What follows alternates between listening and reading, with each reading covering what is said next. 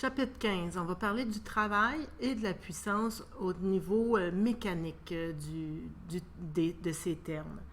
Le travail et la puissance, tout le monde a une idée de ce que ça peut représenter dans la vie en général.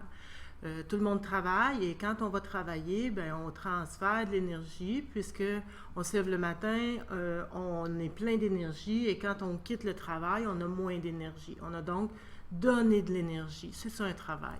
Un travail, on pourrait dire que c'est un transfert d'énergie.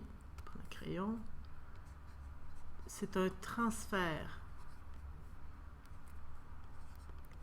d'énergie qu'on pourrait représenter par delta E, c'est-à-dire l'énergie finale moins l'énergie initiale, va nous donner une quantité de joules qu'on aurait dépensé lors d'un travail. Le symbole, c'est W, W pour work. Et puisque c'est de l'énergie, les unités vont être le joule.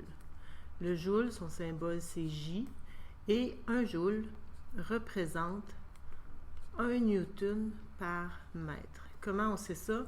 C'est que quand on prend la formule générale du travail, c'est égal au produit de la force et du déplacement.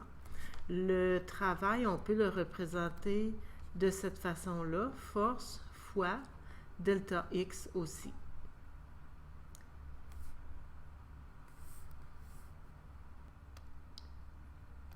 Par exemple, si on tient un objet dans nos mains, on a à forcer pour le maintenir en place. Mais puisqu'on effectue une force, on pourrait dire qu'il y a un travail qui est fait. Au niveau mécanique de la définition, on ne peut pas dire qu'il y a là un travail juste à tenir un enfant dans nos bras, parce qu'il n'y a pas de déplacement.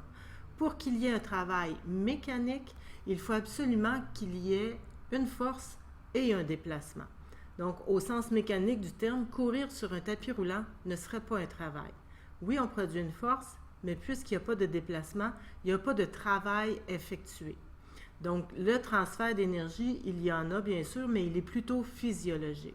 De tenir un objet dans nos mains, ça demande une force des muscles et il y a une dépense d'énergie physiologique. Mais au sens mécanique du terme, il faut absolument qu'il y ait un déplacement.